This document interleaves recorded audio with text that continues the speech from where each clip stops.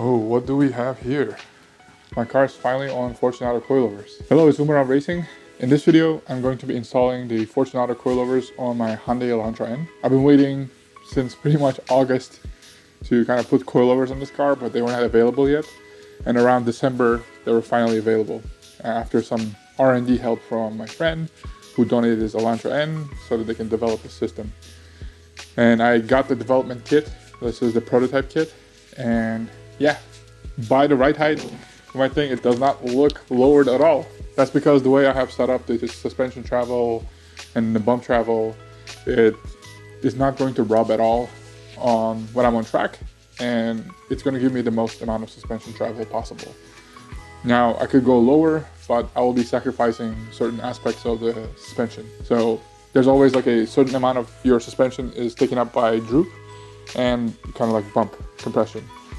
Droop is like when you jack up your car, so it's whatever the amount it drops down from right height. And then the compression or the bump is going to be whatever it fully compresses until you fully compress the bump stops. So yeah, this is how it looks like. I am still dialing in the suspension. I don't want to show the whole car or like the right height yet. I'm supposed to pick up my new wheels and tires from the shop later today.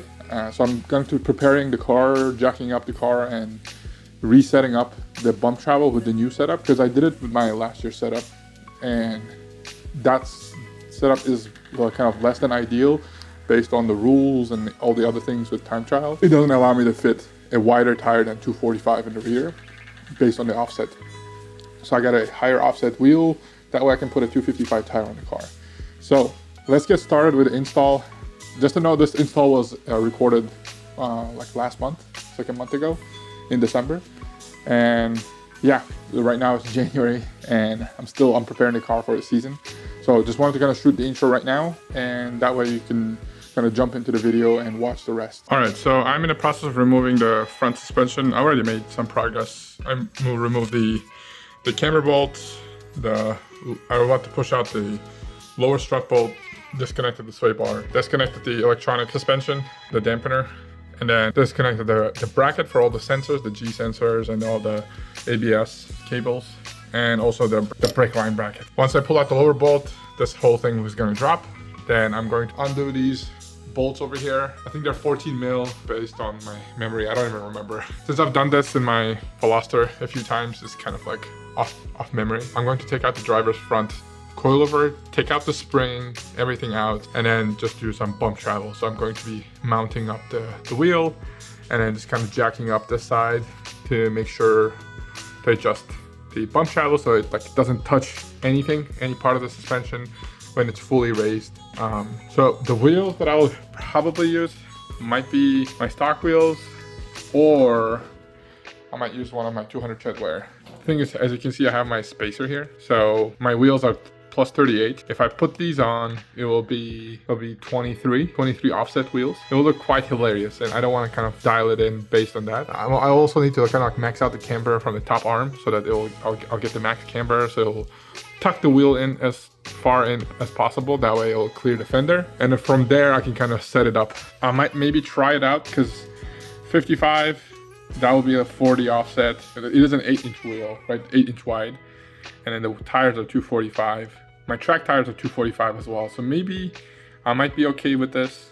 I'll leave some extra room, but I might just do it with both just in case. So try it with this, do a full compression test, and then adjust it, set it, and then after that, take it off, take off the spacer, put my track wheels on, and then do it like that.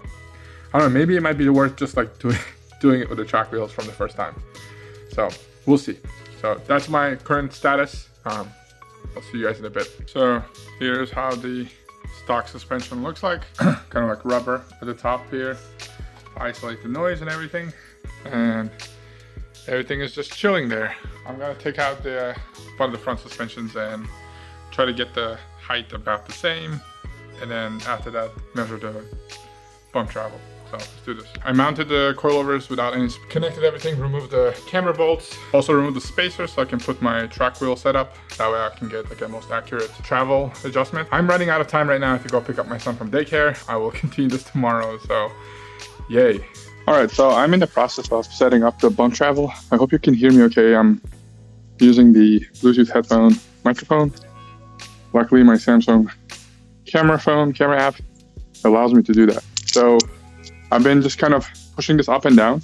So over here, the shock body, I'm gonna bring a whole coilover. So to set up bump travel, you wanna kind of remove all the springs and just mount the top. And then what you wanna do is loosen the bottom. And as you mount it up, you still leave the bump stop in there.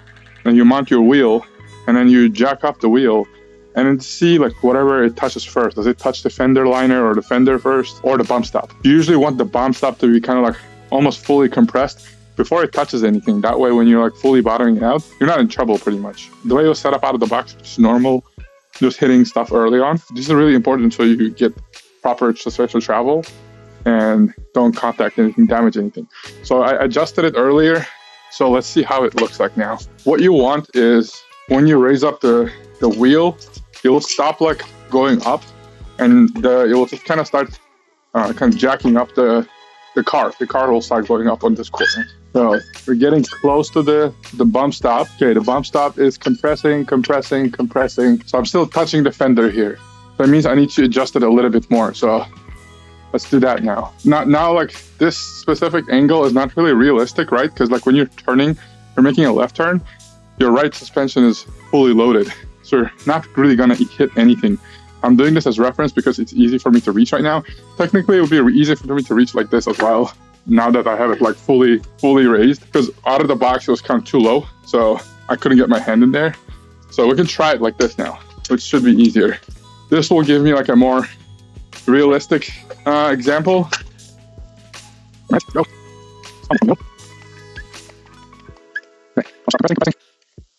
Still touching, so gonna resume it. Keep on going up. All right, I'm getting some more realistic droop as well, because when I just started doing it, there was like almost no droop. Here we go. Nice. Here we go. Here you can see it takes a little bit longer, so you gotta keep on going up.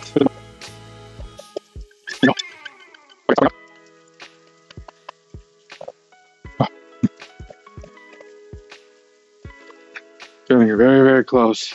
There we go.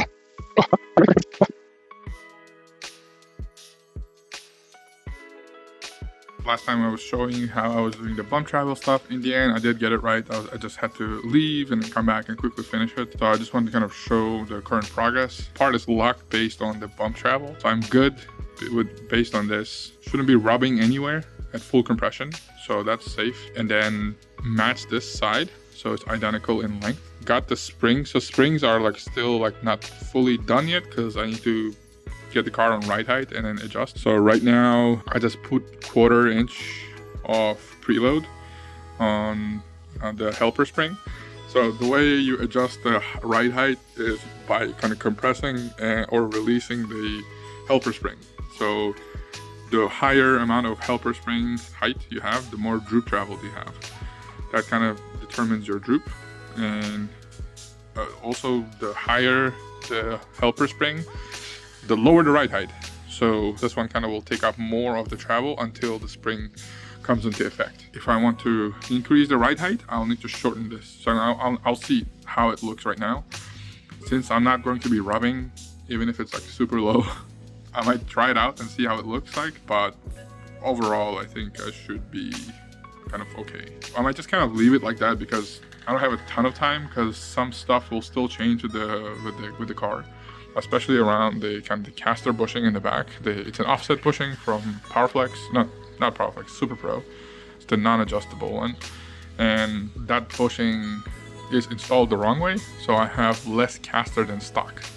So I need to get that fixed. I'm gonna get that fixed in about 2 weeks or so. Take it to the shop, they'll fix it, realign it. They'll also align the car with this as well, because my alignment will be way off, because I'm kind of maxing out the camber at the top. That's where I'm kind of going with this. Hopefully it should be done soon, and then in the front. And then the last piece is going to be kind of the rear. The rear is going to be similar. It's going to be pretty much probably easier.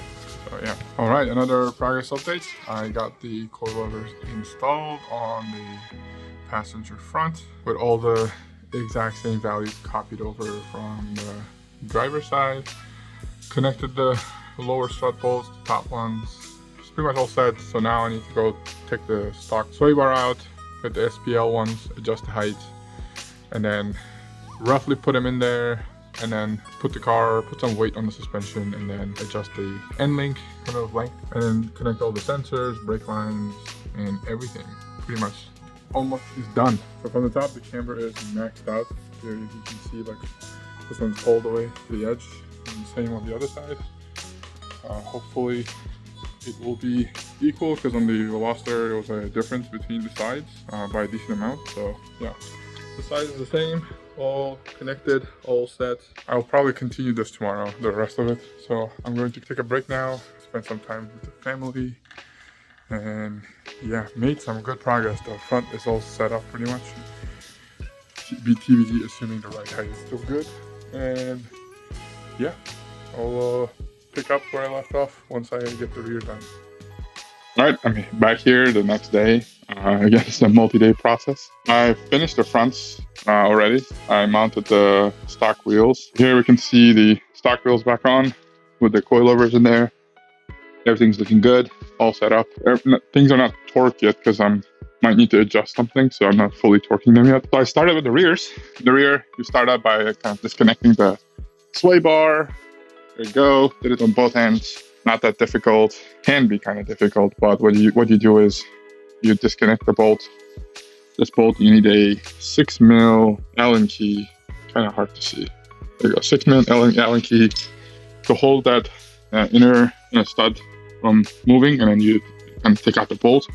Then you take out the this lower bolt here that holds it together. It'll make it easier to pull it out of the sway bar, or else there's a lot of preload since the suspension was on full droop. You usually want to connect the sway bars at right height. That way there's no preload. This made it kind of easier to kind of slide it out and then connect the sway bars pretty much. So yeah, I've already loosened these bottom bolts. So I'm gonna need to jack up this section a little bit, remove some of that tension from being full droop, and then take out this and that will allow this lower control arm to drop. I can disconnect the stock shock, and then also remove the spring. And then after that, I'm gonna mount the Fortunato rear shocks and do my bump travel. It should be much easier in the rear because I can pretty much adjust it while the car is all the way kind of up in the air. I can kind of rotate it and adjust the bump travel that way, assuming I can rotate it though. So yeah, let's do that. All right, so I'm again starting on the rear. I removed the rear shock, dropped the kind of lower control arm, got the spring out. So the stock spring is over there. That's the Fortunato spring. So just going to be kind of playing around with things. The Fortunato shock. So I need to take the top hat type of thing out of there. That's an 18 mil here. I'll take this out and then thread it into the Fortunato one. I also realized that the kind of the mic quality from the Bluetooth headphones into the video is not the best, so I apologize. Only realized it after recording. So the consistency, we're just going to continue with this. But yeah, hopefully in the future I'll just use the phone's microphone. All right, so I mounted the wheel in the rear, and look over here. Here you can see how the bump stop is set up there. What I'm trying to do is adjust the kind of the shock travel so that bump stop is pretty much fully engaged when I kind of compress the wheel all the way up. So I can show you now how that looks like. Here we go. It's already like raising the car up from the jack because the bump stop is engaging. There you go. It's already raising more. I don't know, there's like a little bit more room, so I could possibly reduce some of the distance so to allow more travel up in there. So let's lower it, and let me undo because I reduced had the bump stop engage a little bit earlier. Now if we raise it, you can see it's going up a little bit more now the quick jack is kind of leaning a little bit forward, so I can, there's a lot of force in there, so let me undo some of that here. Quick jack is kind of really going up. This is how much space there is kind of close to rubbing. I feel like maybe actual, like if I hit a bump at like full compression. Here you can see shock is fully engaging the bump stop. I feel like there's like more to go. It's just raising up the car. It's a progressive bump stop. I don't know if that's a fully compressed or not. So that's why I wanted to leave a little bit more leeway. So reduce it a little bit more. That way, like it won't rub at all. Because I will really test this if I go to the track and I load up the car with wheels and tires and all the tools. It really loads up the rear suspension. So I don't know. I feel like there's like possibly enough travel for it to not rub, but yeah, we'll see. Good morning. Another day, another suspension install. The same video, but I'm still continuing the progress. So let me swap over the camera. You can see I finished the side completely, other than the end links. Mounted the suspension, and then the spring, the helper, everything is ready to go. I did the bump travel like I showed you. And yeah, now we have to do this side. This side should be faster because I already set the length of the shock. Everything is identical to the other side. Now I'm just going to be kind of disconnecting everything. So last time when I was doing it, it's a little bit of pain in the ass to get this kind of lower control arm bolt out, because all the toe arm and the upper control arm would provide a lot of stress. So I'm going to make my life a little bit easier and undo everything with by kind of compressing the suspension a little bit. So hopefully I'll be able to do that with the stock spring. So we'll see, because without taking these out, it's just like a pain to remove that one. So yeah, let's get started. I'll put my camera on the side and then we'll kind of speed through it. One thing, if you're removing these rear suspension, electronic suspension controller connection, has a little 2x tabs connected.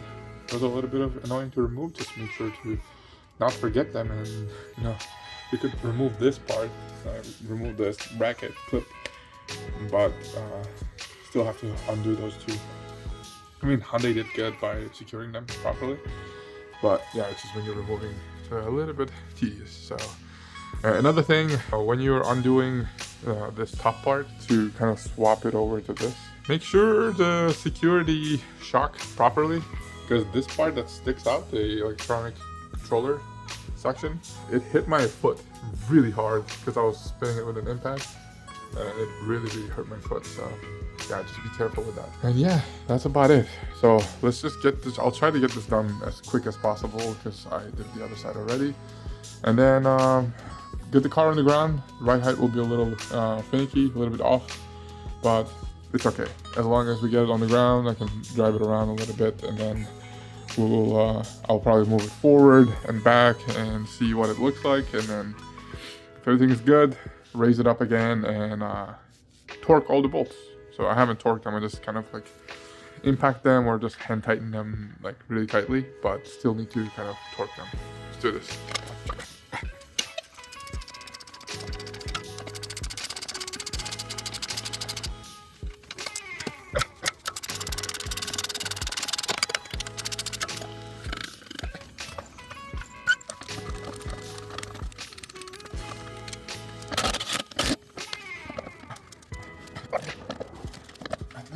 This one came right out. That's the most important. And this one too. So here we go.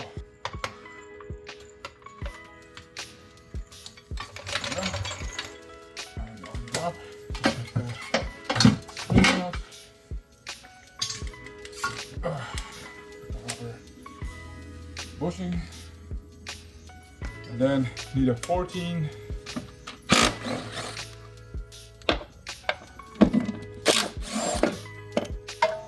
Need to take this mount out, so just gonna get that cap out of the way.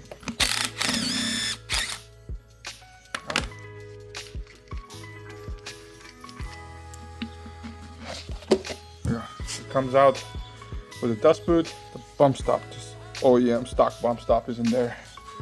So just have to kind of shimmy this out. This is the stock bump stop. I don't think this will really fit in the coilovers, but because the shaft size is different. This part is a little bit annoying. You kind of have to Get your screwdriver in there and kind of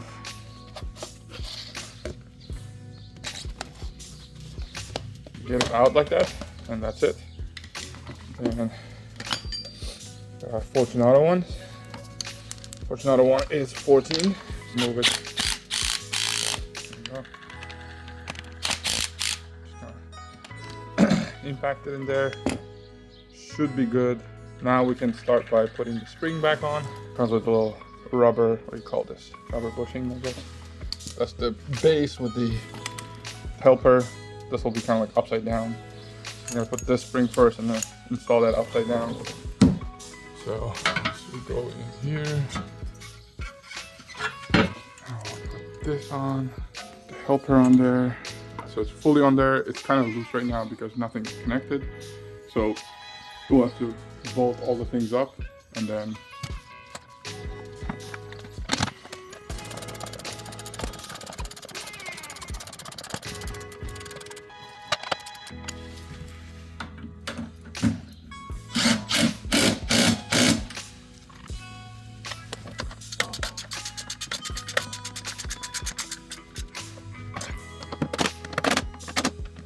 almost everything is done. So I'm going to add about a 1/4 inch of preload to the spring. I think we're all good now. Wheel time.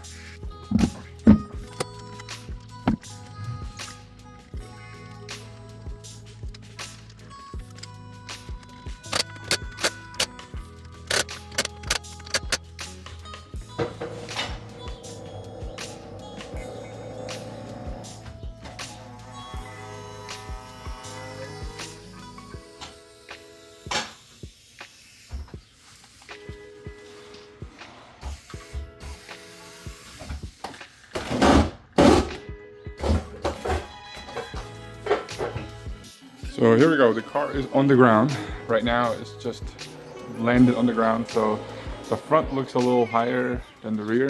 I don't know if that will settle or not. We'll have to move the car back and forth and yeah, just move it around a little bit for it to settle. But for the most part, honestly, it looks pretty good. I know it's not low like a lot of people like, but I need function over form. I need to go take care of some stuff. I'm gonna probably resume this later, so I'm not going to be refining this yet, but I think for the most part it looks good. I need to see if I can lower the fronts a little bit. Yeah, so far I don't know, this might be as good as it gets as far as ride height. There's some other options I have around getting a Swift helper spring and then using that to have like a more droop travel, and then that way I can have slightly lower ride height but have more droop. So we'll see. Maybe in the front it makes sense to have more droop in than in here, because I do need all the grip possible in the front. So we'll see. So that wraps up the installation of the coilovers. I pretty much finished all the side, and the ride height looks good so far. Again, like I said in the intro, the setup is still in progress. I'm still deciding the ride height and the spring rates. A lot of that dictates how much wheel space I have. So in the video, I was using my, like I said in the intro, my old setup from last year. So this year, it's going to be a higher offset. That way I can get a little bit closer to the suspension and be a little bit further from the fender. That way I can clear more in the rear and also possibly in the front as well. Let me know if you have any questions about these coilovers. They're available for sale, both for Kona N, Veloster N, and also Elantra N. I'm running the sticker on the car, not sponsored by them. I am part of their contingency program, where if you are part of the contingency program, if you compete in certain series, time trial or racing, based on the positions that you finish, you just earn store credits. So if you compete in time trials and interested in Fortunato, you can kind of start out with like a base 500 or 510 setup, and then kind of collect the credits and later on upgrade the springs or upgrade the different parts of the car. So it's a kind of it's a nice system where you get to promote the brand and also earn something back as well, assuming you're competitive and you can actually achieve the results. So I'm hoping I can achieve those results this year with the Elantra N. We'll see. Last year I was able to get the P2 at Grid Life, so I managed to get like I think $100 in store credit. So yeah, Again, thank you for watching. This was a kind of like a fun install because I've done it before on the Veloster N, so everything was kind of familiar. As I get more miles on the car and dial in the setup, I will provide my impressions of how the coilovers are, how the system is, how easy it is to work with, adjust and everything. Again, if you have any ideas or any thoughts or any questions, just let me know. I can definitely make a video about them. Thank you very much for watching. I hope you enjoyed it. I know it was a long video. If you stuck around all the way till the end, I really, really appreciate you. You are the best. So yeah, I'll see you in the next video. Bye.